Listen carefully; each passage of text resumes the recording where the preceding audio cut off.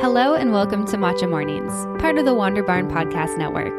I'm your host, Amanda Kingsmith, and I'm excited to dive deep on topics around holistic health, the power of food, hormone health, how the practices of yoga can impact our health and well-being, and much more. So grab your cup of tea, settle in, and let's get started.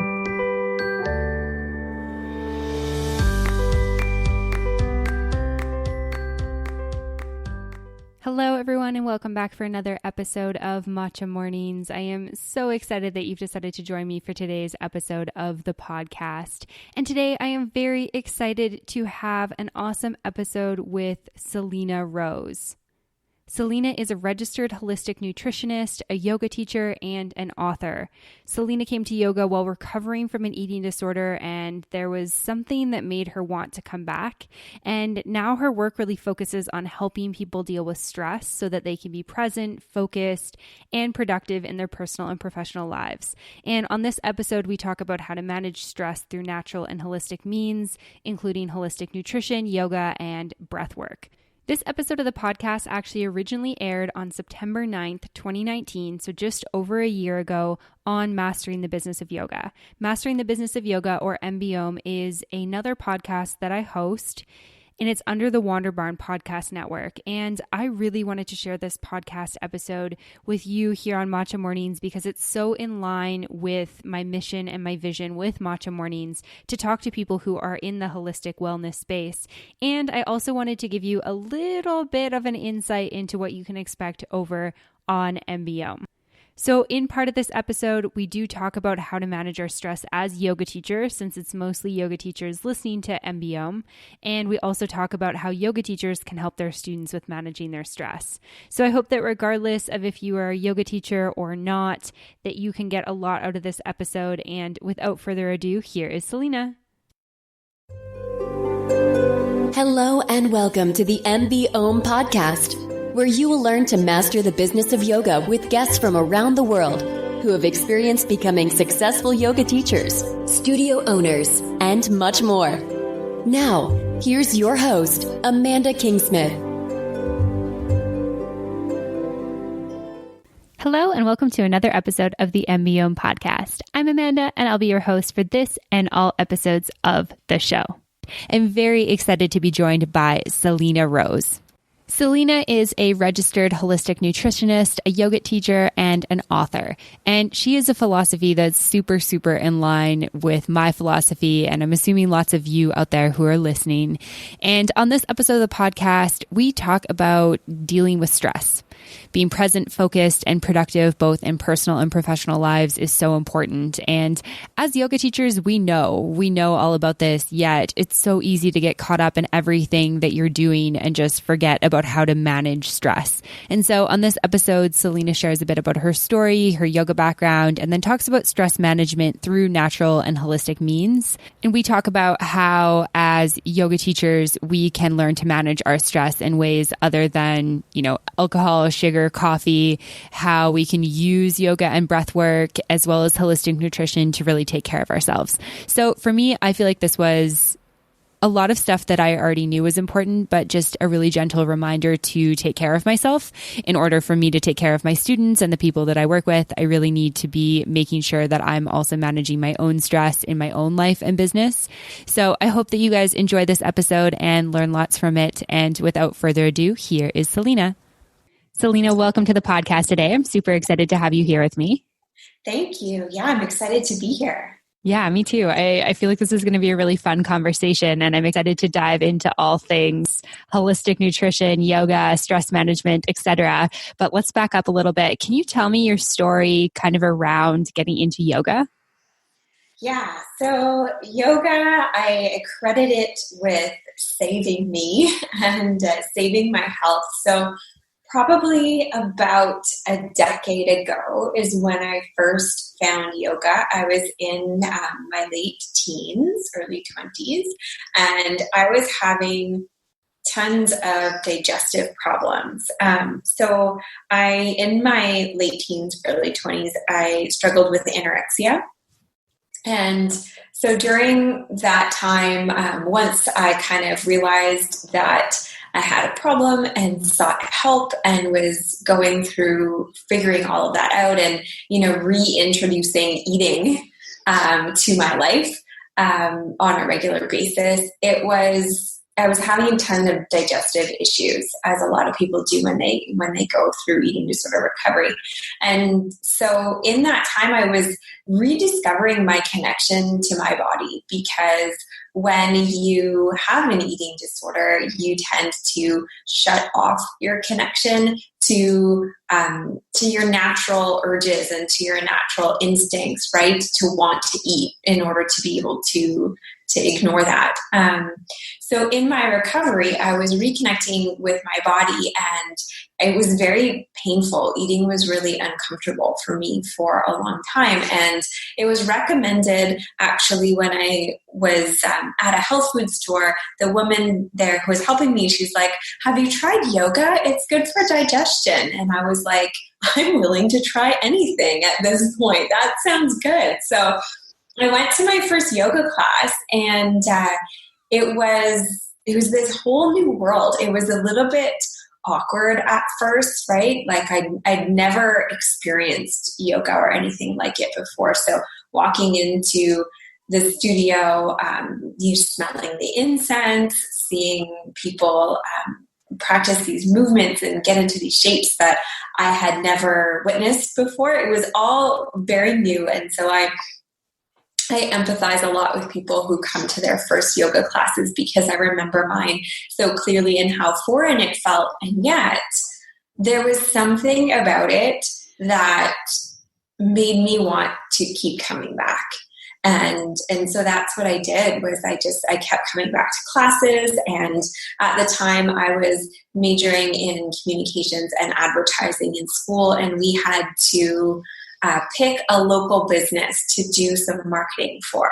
So I picked that small yoga studio that I had gone to, and I got to know the owner really well. And actually, she became a good friend and mentor to me for many years. And it was through that relationship and that entry into yoga that I just had this visceral experience being in that studio, feeling like this is something that is meant to be a part of my life. And I just had to keep showing up and seeing it through.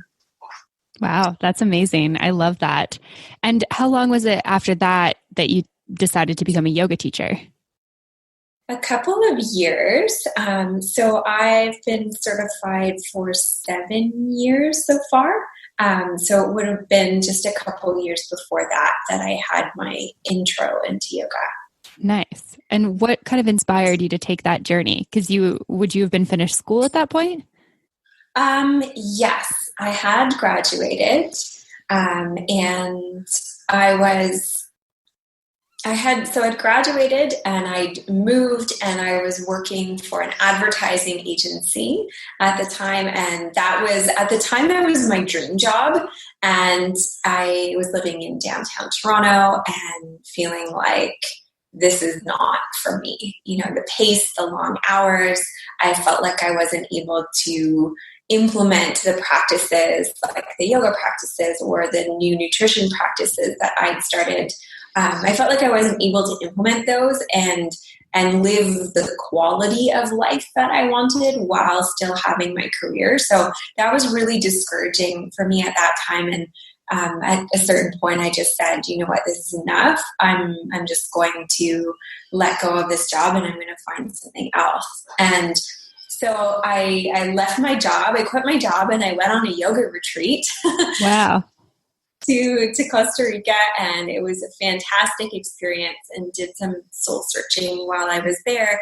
And it was when I came back from that I felt like one of the only things that I felt sure about at that time was my love for yoga. And so I thought, might as well see this through. And the opportunity to go away for an immersion training came up. And so I thought, you know what? Yeah, this is the perfect time in my life. I don't really have anything tying me down, and I can go and live away for a month and do my training and just focus on that. So that's what I did.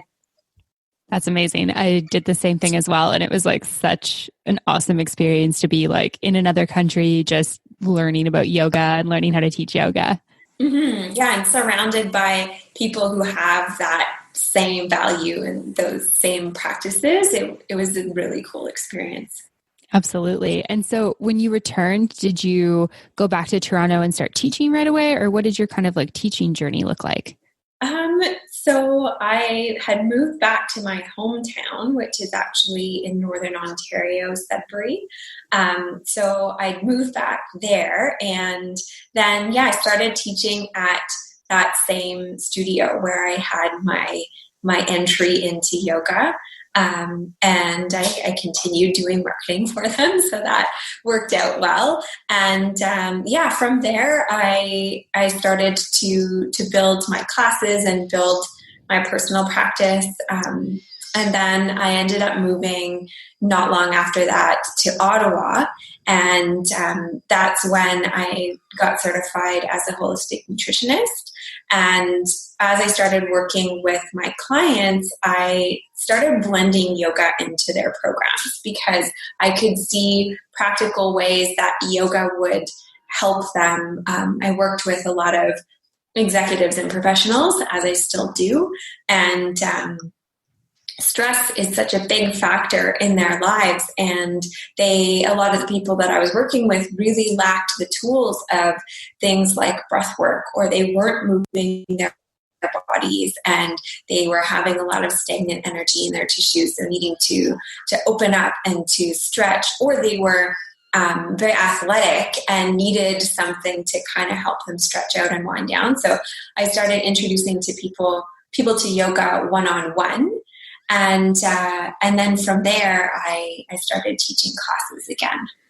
Yeah, that's awesome. I feel like those are a really like natural fit together. Like just as a yoga teacher, I've always thought it'd be really awesome to get certified in holistic nutrition, because I feel like, you can spend a bunch of time on the yoga mat taking care of yourself, but if you're not eating well or eating consciously, then the benefits are less. And same vice versa. You can eat really well, but if you're not taking care of your mind and body in other ways, then, you can still have health issues. So I love that. Absolutely. I call the two of them the dream team in my practice, because I completely agree that one without the other is like you're missing an element there. And I love the mindfulness that yoga brings to a person when you practice, and then when you take that off of your mat as well. Yoga and the mindfulness that it brings, as well as understanding holistic nutrition and the human body, those are the things that were pivotal in my personal healing journey. And so that's what I bring to my clients now. And I see the transformations in them, going from being stressed out and not sleeping and having rigid bodies and digestive issues and all of that, to being energetic and lowering their stress levels, having good night's sleeps, and feeling energetic and just having a better quality of life. I think that they're a fantastic pair, and I want to share them with as many people as I can. Mm-hmm. Yeah, that's amazing. What was the response like when you started introducing yoga with the people that you were working with from a nutrition standpoint? A lot of the people had said that they've heard of yoga, but they'd never tried it. I heard a lot of resistance to going to a yoga studio, sort of the aspect of, will I fit in? Or is there etiquette there? Is it going to be weird or different? And that's where I think my personal experience that I shared a bit of, having gone into a yoga studio fresh, like not having had the experience before, it helped me to empathize with them and give them, teach them yoga in a way that was approachable for them. People who come from more of an athletic background felt like it was too slow or too gentle, which we know that not all styles of yoga are that way. But, there's a lot of misconceptions. So I was able to approach them kind of where they were at and teach them some different tools and techniques where they were at. And then from there, we worked up to being able to go to a class at a yoga studio and appreciate what yoga can bring to their lives. Yeah, that's amazing. I think that that's something like as a yoga teacher that's really important to remember is that not everyone feels like comfortable just going into a yoga studio. And we do have to think back to like our first times going. Like I remember feeling quite uncomfortable the first time I went to yoga too. I think the teacher was wearing like these big flowy pants and like playing some chanting music. And I was like, what on earth is this? Yeah. I even felt like that when I went to my teacher training, seeing people dressed in robes or wearing turbans, and like living on an ashram like I did during my training. It was something I'd never experienced before. And it took me a while to find my groove and to find where I fit with yoga and where yoga fit with me, and kind of meet in the middle in a sense and find a way that I could feel like myself and incorporate some of the authentic yoga traditional things into my life. Yeah, definitely. I think it is like it takes time to kind of like integrate that stuff. And it's also like, a lot of it is quite foreign to our culture. So it's kind of like adding it in slowly as opposed to just diving in all at once, which sometimes teacher training can just be like a headfirst dive.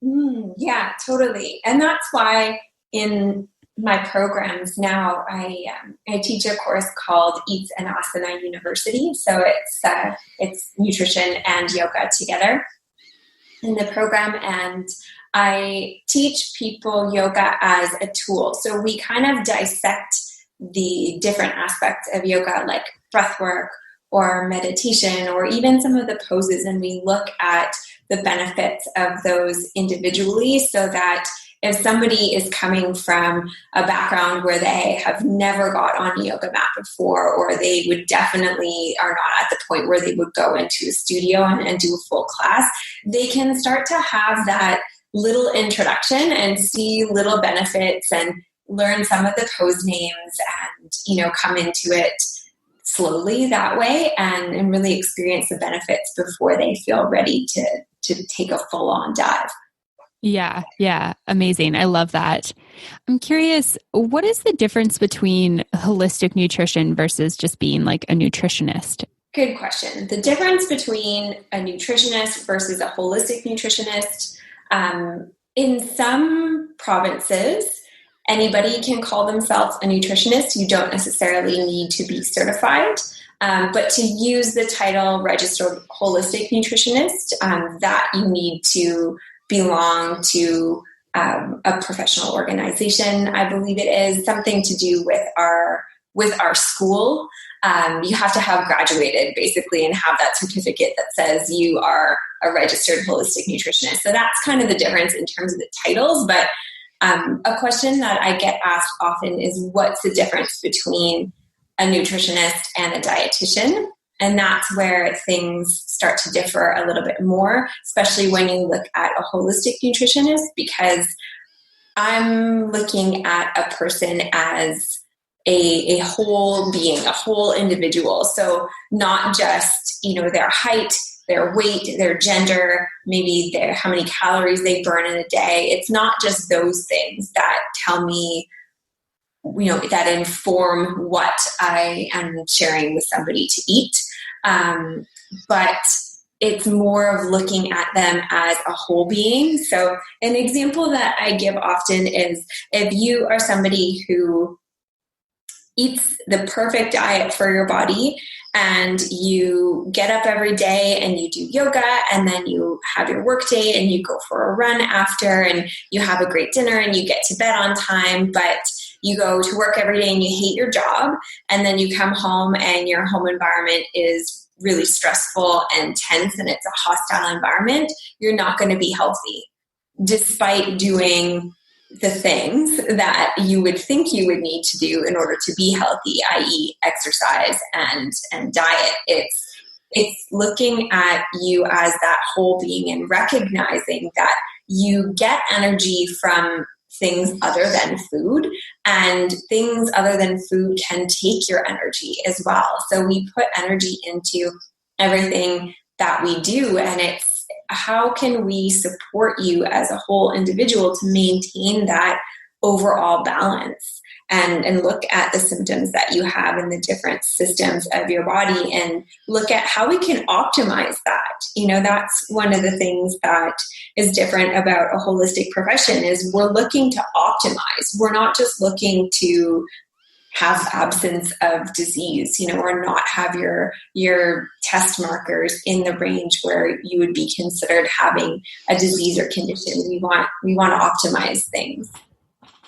Right. That definitely makes sense. And I feel like it just sounds more of what we should be looking at because, more and more science is coming out with this idea that calories in, calories out isn't the only way to look at nutrition, for example, or look at your diet. There's so many other things that can factor into your overall health. Yeah, absolutely.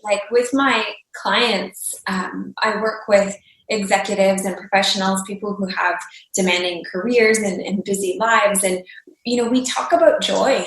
We talk about what are you doing that makes you happy, that is not necessarily work related or for the family or dedicated towards the kids. It's what are you doing that fills your life up?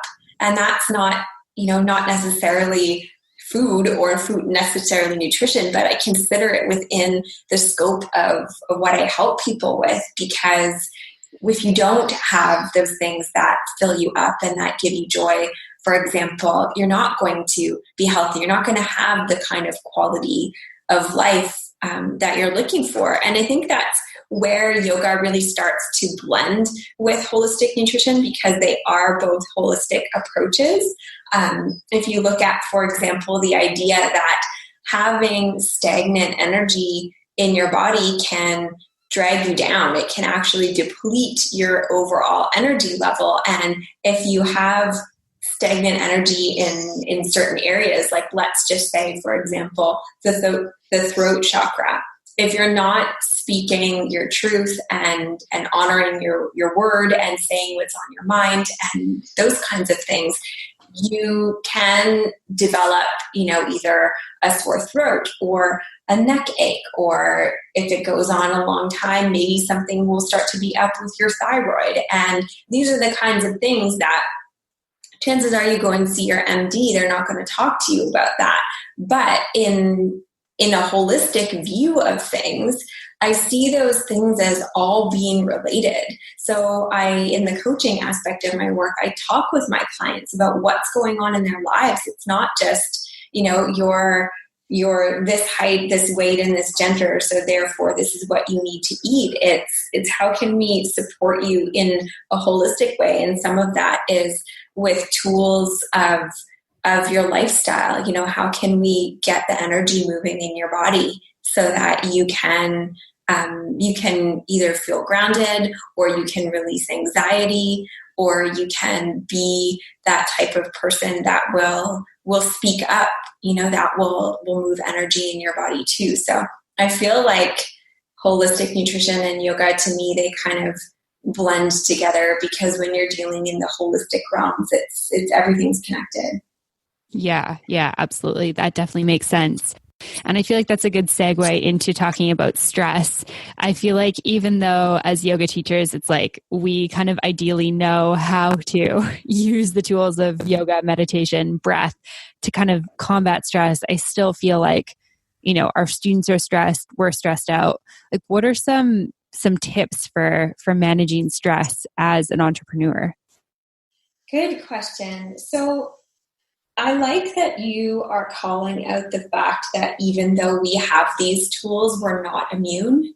And I think I just want to call that out and kind of lift any veil of shame or judgment that anybody listening to this might be feeling, because when you're the yoga teacher and you do meditation and you have all of these tools, people might think that you should have it all together and that you shouldn't be stressed because you have all these tools. It doesn't really work like that. We're all human.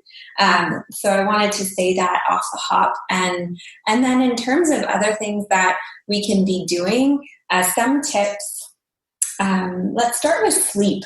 Sleep is a big one. I think it's massively underrated. We usually think about what can I do? What can I actively do in my waking hours to help support my body? But actually sleeping helps us with managing stress, with giving our bodies that downtime, that time to be in the parasympathetic side of our nervous system where our body can rest and digest and recoup and rebuild all of the processes that it needs to. So focusing on sleep, getting at least a couple of hours in before midnight, like ideally going to bed at 10 p.m. is ideal for your body so that you're getting quality sleep in before midnight, because that affects the way that your body receives the rest. That's the time that it needs. It needs to be resting. Some other things, looking at your diet, making sure that you are not being too rigid with your diet. It's very popular and common in yoga traditions to be a vegetarian or a vegan. And I personally myself am not, though I eat vegetarian and vegan food all the time. But I don't like to put myself in a box in terms of saying, this is specifically what I do and what I don't do, because I've seen people do that before, and it comes a time often when your body is craving something that's outside of that box. And then because you've labeled yourself in a certain way, you end up with this kind of moral conflict that you have to deal with on top of, needing to do whatever's right by your body. So I encourage people to really think about your diet and how you can just incorporate the best quality of food, and how you can use your yoga tools and your yoga skills to be more aware of what feels good in your body and how you feel after you eat, and to eat mindfully. And in that way, you'll learn pretty quickly what feels good, what resonates with your body, or what maybe you feel more lethargic after you eat certain things. So you'll be able to take those kinds of things out of your diet. But definitely focusing on real whole foods, getting in lots of greens, and avoiding anything that you feel you have an adverse reaction to is super important. Getting enough water. I know that's super simple, but water is used in all of the chemical reactions in our bodies, and we are often dehydrated. There's plenty of fancy water bottles out there, so grab yourself one and bring it everywhere. Bring it with you everywhere you go, and make sure that you're staying on top of water, because that can help to increase your energy and lower the internal stress on your body. And then in terms of other things that we can do to relieve stress is making sure that you're having proper recovery, because when you are teaching yoga full time and you're moving your body that much, there is a lot of physical demand on your system. And I know from myself, when I was teaching more classes a week than I am now, there's a big energetic output to that, and needing to recognize that you need your recovery, you need your own time to stretch and your own time to practice, and probably some other tools like yoga tune-up balls, self-massage, or actually going for a massage to make sure that your body is in the shape that you need it to be in order to be able to have the energy and the stamina to keep going. Yeah, those are all amazing. I love all of those tips. It's funny, as you said, drink water. I like grabbed my water bottle to drink water. I was like, oh yeah, I should drink some water right now, which is kind of funny. I also really appreciate the fact that you brought up, this idea of as a yogi, as a yoga teacher, you often feel like you need to be vegetarian or vegan. And that was definitely like a period that I went through. Like I was only eating chicken and fish, and then I was encouraged by some friends to try being vegetarian. And so I kind of went pescatarian with like not eating dairy type thing. And I did that for a while. And then it just was not working for my body, like at all. And I had this moment where I was ordering a salad. I was in Mexico City. I was living there at the time. We were at the salad bar and I was like salivating over the chicken. And my boyfriend's like, just get the chicken. Like you never did this for like, he's like, you did this to try and be healthier. And like, clearly your body's telling you that you want chicken because you have drool falling out of your mouth. And I was like, had so much guilt and kind of like shame associated with it, but I ate it and I felt amazing physically. And then I just kind of like never looked back. And now I feel like I've adopted like a conscious eating of meat sometimes type thing. Mm-hmm. Yeah, there's no one way that it needs to be.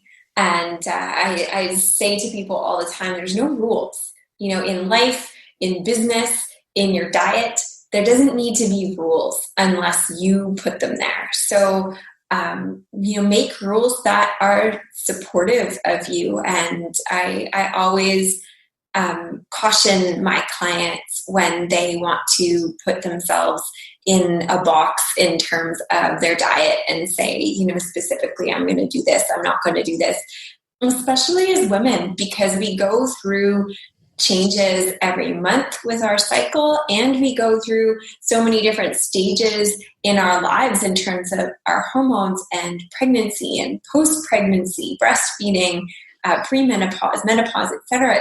It's unrealistic to expect that we're going to find one way of eating that's going to be able to carry us through all of that. We need to be flexible in our diets. As we know the benefits of being flexible in our bodies, same with in our diets and in our lives. Yeah, absolutely. I feel like that's such an important one. I read a book called Woman Code by Elisa Vitti a couple of years ago. Have you ever heard of that before? I have it. Yeah, I love that book. And it was like, it's such like basic stuff. Like, it's kind of like, hey, drink more water, where you're kind of like, oh yeah, like why have I not been thinking like this? Like, it's nothing that's like mind blowing, which is amazing because it's just simple enough that you're like, make a couple of shifts in your life and you can see these huge health benefits, especially like, as a woman dealing with changes in hormones every single month. Absolutely. Yeah. And that's a great book to get started. And watching how you feel in your body at the different times of the month, and using your intuition and not being afraid to try things, like altering your sugar intake or drinking more water, or, eating meat strategically around your cycle when you might need some more iron. There's different ways to get around it. Mm-hmm. Yeah, absolutely. I guess I'm curious from a, nutrition standpoint. Like I see, and I experienced this when I first was teaching yoga more full time. Like teaching can be pretty hectic, especially if you're teaching at a couple of studios. You can be running around all the time. You can be going to and from private clients. And, ideal life is that we've got lots of time for meal prep and we can eat, 3 whole food, healthy meals a day. But I feel like the reality is sometimes like, okay, I just need to eat something. Do you have any tips for like the yoga teacher that's running around all the time as to how they can be eating a bit healthier while still being on the go? Yeah, absolutely. I bring nuts and seeds with me everywhere I go. That's a handy one because you can have them in your bag really easily. So always making sure that you have some kind of food on you or some kind of snack that you can carry with you when you're leaving the house. I also always leave the house with water because sometimes you think you're just going to one place and then it ends up being a couple hours before you get back home. So those are two really simple basics. But in terms of packing a snack or some kind of food that you're going to take with you, I focus on protein. I focus on protein and I focus on healthy fats, because when you're out and about, grabbing some kind of carb is the easiest thing to find. That's plentiful in terms of quick snacks or things that you would grab, but it's more likely that you're not going to find a healthy source of protein or a good source of healthy fat. That's why I bring nuts and seeds with me, because it covers a bit of both of those bases. Or I have this recipe in my cookbook for turkey meatballs, and they've got rice and lentils and kale in them as well. And if you follow me on Instagram, I often do posts of like all the places that I bring these turkey meatballs with me, because they're like the perfect food to take on the go. So something like that you can bring protein with you to help fuel your body. And then if you had to even just run into the grocery store and grab an apple or grab, something off the shelf there, it's easier to find a good source or a source of carbohydrates to kind of fill that gap. But focusing on protein and healthy fats for your snacks. And then just in terms of making it all happen, I can't stress enough the value of advanced preparation and planning, is making sure that you have healthy foods prepped and ready to go, whether that looks like, doing up a big batch of turkey meatballs and having them frozen so you can just grab them and run and they'll unthaw in your bag. Or if it looks like, making a one-pot meal like a chili or a soup or something like that on the weekend that you can eat throughout the week so that you've always got something ready. Mm-hmm. Yeah, I feel like that's like one of the hardest things, is actually scheduling that time in. And once you're in the habit, it's not hard. It's just kind of like building any new habit. You've got to practice it, and you've got to like make the time to do a big grocery shop and plan out what you're going to eat and buy enough ingredients for that, and then store it for the week and that sort of thing. And it feels so rewarding when you do it, but then you miss a week and it's like so easy to just be like, I'll just get sushi today. Yeah. I see a big difference in myself, both mentally and physically, when I miss a week in my meal prep. I feel like I'm always behind the 8 ball on those kinds of weeks. And so that's extra incentive to be prepped and ready. And then anytime I cook, I never just cook for one meal. I always cook in bigger batches, because I figure if I'm putting in the effort once, I might as well eat 3 or more times. Mm-hmm. Yeah, absolutely. Me too. I feel like one of the things I've often heard friends say is like, if they live alone, they're like, oh, well, I don't want to just cook for one. And I'm like, well, just cook for one for the week then. Yes, exactly. For sure. And so those are amazing tips. Thank you. And I'm curious kind of on the other side of it. So as yoga teachers helping our students manage sort of stress and all this other stuff, what are some ways that we can kind of like sprinkle stress management into our classes to help people a little bit more? And this is kind of obviously, with yoga, you have, if you do breath work, long shavasana, some meditation or mindfulness can be really great. Are there any other ways that we can kind of encourage, I guess, like some stress management for people who are like crazy stressed out? I think in our cueing, if we, at the beginning of class, encourage people to let go. I'll tell you a bit of a story. I noticed a big difference in myself, the way that I show up to my yoga practice. Since I started my business and my business started to take off and get busy, I noticed a big difference in myself kind of pre-business and post-business, because the amount of things that go through my head now is, I want to say, 10 times or more. And it's when I come to my yoga mat and I finally take that time to exhale and relax and get present that my mind fills with all of the things, or I need to email this person, or I have to go over here, or I forgot to do that, or it's just this running list of things. So I think recognizing that our clients who are coming into the yoga class, they have all of those things going on. And so even though they might be lying flat on their back when we walk in to the room to begin the class and they look peaceful, they might just be doing the mental list of all of the things and trying to get their minds to wind down. So cueing around letting go, doing a quick visualization even at the beginning of class. Something that I do is I'll get people into child's pose, so third eye is connected to the mat, and I'll have them do a quick visualization of all of the things that are in their mind, pouring out that third eye and grounding into the mat. And just little things like that to help them come back to center and to recognize, oh, this is the time for me to let go. This is time for me to be present. This isn't just, let's move my body into these shapes while I think about everything that I would be thinking about if I wasn't in this room right now.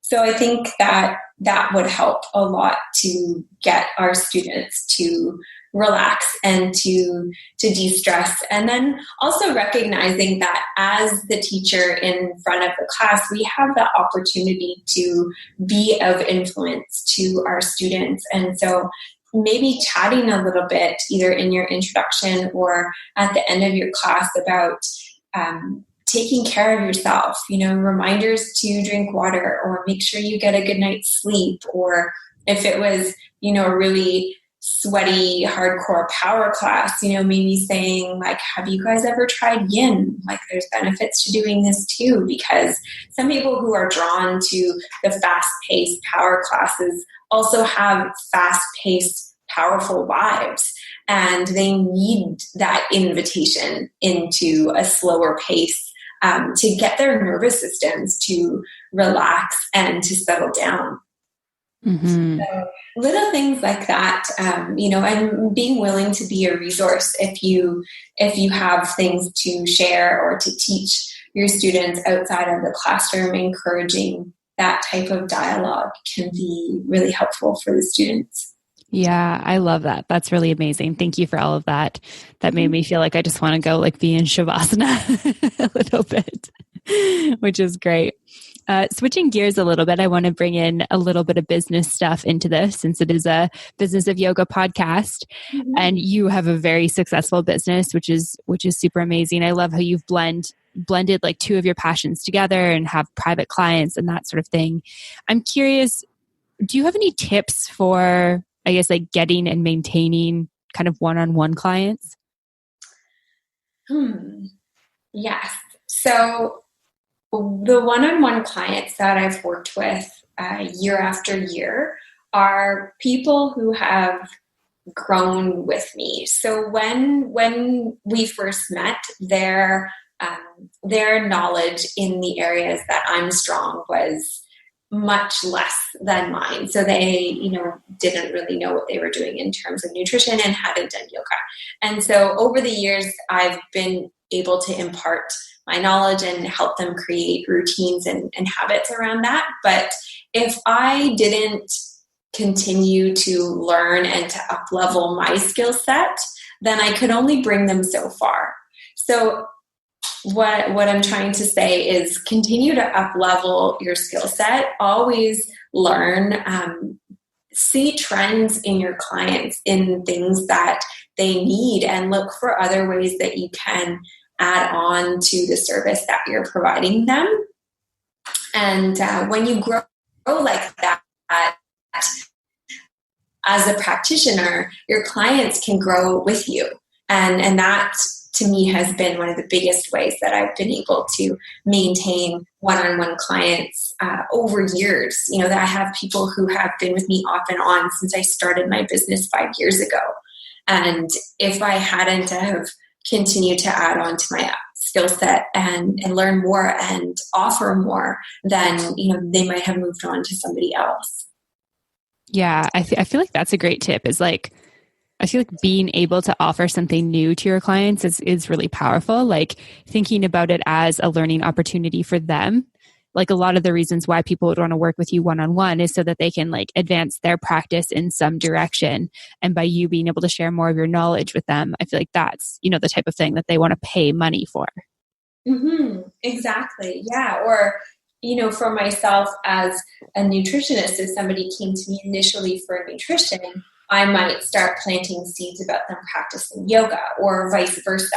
So if you have a complementary skill set, that can be a way too to bring people into more of a rich experience of everything that you have to offer instead of just having it be one-dimensional. Of course, with the caveat, that whatever you're offering the person is something that they need and something that they will benefit from. Yeah, absolutely. I feel like though, if you have something that you're like very passionate about that you can talk about in your group classes, I feel like there's definitely going to be people who, are asking questions afterwards and are kind of like interested in that. Totally. And in those dialogues with your clients and with your students, that's when you can start to see the things that they're into or the things that they might want more of. And that's a good way to see where you can offer more is to have chats with them and know where their problems are and where you might be able to provide more value to them. Amazing. Yeah. No, I love that. And in terms of, business lessons that you've learned through your career, do you have any kind of big business lessons that you want to share with listeners today? Yeah, one of them was investing in yourself. And I feel like that goes well with what I was just talking about, is, continuing to grow your skill set. That's one way to invest in yourself. Getting a coach is another way to invest in yourself, and making sure that you surround yourself with people who are either on your level and looking to grow or are growing past where you are right now. That is one thing that I heard it years and years ago. I knew it intellectually, and I feel like I am relearning that in a practical way every single day, especially at this time. We were chatting before we hit record about how I'm making a move, and in transition times like this where I have a lot of options available to me, being able to have my peers be the kind of people that I want to be, versus, maybe people who aren't as growth minded or aren't entrepreneurial. It's a completely different mindset. And so when I can speak for myself, when I'm in transition, being able to lean on people who have those same outlooks and those same values is so valuable, to be able to bounce ideas off of them and to encourage me when maybe I'm in a fear place and not sure which way to go, encourage me in the direction that they know that highest version of me would want to go. So sum that up, investing in yourself and making sure that you have a great peer group around you. And then also I have one more thing that I'll share that's maybe a bit more businessy, is looking at where you are investing your money, especially early when you're looking to grow your business.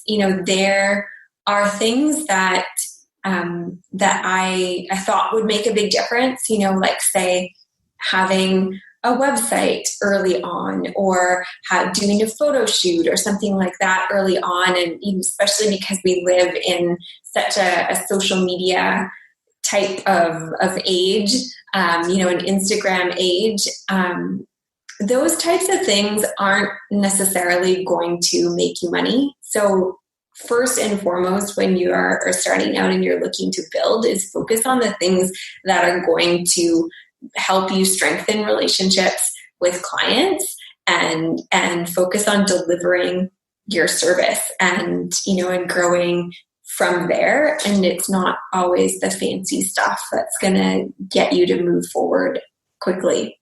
Mm-hmm.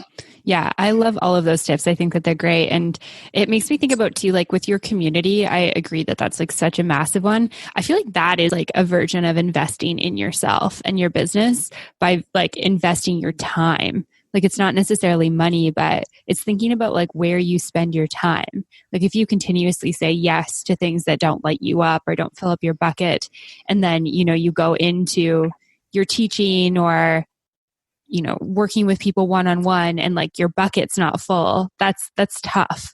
Like that's a really tough place to be in. Absolutely, it is. And I've had to do this many times where I kind of stop and take a step back from everything and reevaluate, particularly when it comes to teaching yoga, because there were times when I was teaching at 3 or 4 different studios and my classes were all over my schedule, and it wasn't allowing me to leave time for the other aspects of my business that I really needed to be giving attention to. And so I had to take a step back and say, okay, how can I rein this in? Where do I feel the most aligned with teaching? Where do I enjoy my classes the most? Where do I feel like I engage with the community the most? And start to tailor things from there, because there's only one of me. And time really is precious, especially as a business owner. Focusing on where you're spending that time and making sure that it feels aligned, and that there's some kind of ROI. And I don't always necessarily mean financially. Sometimes working at a certain studio will allow you to have a certain relationship either with the owner or with the clients, and those kinds of things will be more enriching in your life than, say, the studio that pays $5 or $10 more a class. So looking at all of the things and considering that in a holistic way as well is a good tip for when you're looking at how your schedule and how you're spending your time. Mm-hmm. Absolutely. I completely agree with that. And then do you have any tips for new yoga teachers? There's lots of people listening to the show who are kind of just embarking on their yoga journey. And I'm sure they'd love to hear a tip from somebody who is ahead of them in their career. For sure. This is something that I really focus on in all of my classes. Is I never assume that people are coming to their mat warmed up. If anything, I assume that they have been sitting for a really long time, and then all of a sudden now they're here on their yoga mat. And so I build warm up into my classes, and I always include some of the most basic things, like a hip stretch, opening up the hips, maybe opening up the shoulders and the chest, areas that we know for people who sit a lot are chronically tight. And then doing some kind of core awareness, because when you sit for a long time, you start to get the shoulder hunch, and then your core muscles are loose because they're not engaged unless you're sitting up straight, shoulders back. So I do a little bit of a core something to get their awareness of those muscles firing. And then I also start the class with some kind of neck stretch. If they have been stiff in the shoulder area, they'll be stiff in their neck. And so opening up in that area. And that's not to say that everybody has to do this all the time, but I think if you don't assume that your students are warmed up in any way, that will do a service to their bodies to at least have a couple minutes at the beginning of the class with attention paid to those kinds of things. And then that will help them to avoid injury so that they can continue to come to your classes and feel great afterwards. Mm-hmm. Yeah, no, I love that. I'm a big fan of like dynamic warm-ups. I'm a big fan of neck circles, kind of as one of the first like sitting movements in classes, just because it feels so good for me. And I think too, I guess to just add on that, like I think, everyone's a little different with their yoga business, but if you're the type of yoga teacher that's like back-to-back classes all over the place, like remembering that your average student is probably not that person. Like they're probably the person who sat at a desk all day. And it's a totally different feeling in your body to come to yoga after you've sat all day versus like if you've been moving all day. Totally. And you can see it in the room. So you can watch for it in your students. I'm a big fan of wide knee child's pose. That's my favorite way to take that pose. And if your hips are tight, you'll see that in your students. You'll see it in the shape of their pose because they won't be able to get their seat back down on top of their heels. So that's a good cue as to what's happening in their bodies. So to look for those cues to say, oh, okay, these people are stiff or they need a shoulder opener or hips are tight right now or that kind of thing. Even watching their breath, listening for their breath in class or any kind of grunts or moans or things like that. It will tell you where the stiff areas are in your students so that you can spend a little more time there to give them and their bodies that attention. Mm-hmm, absolutely. Yeah, that's an amazing tip. Thank you so much for that. Mm-hmm. This conversation's been so fun. I feel like I could pick your brain about this stuff all day because this is stuff I'm really passionate about, but I really appreciate you taking the time to chat with me. And if people want to learn more about you, maybe find out how they can work with you or just check out what you have to offer, where can they go to find you? Yeah, they can start with my website, which is selinarose.ca. That's SELINA.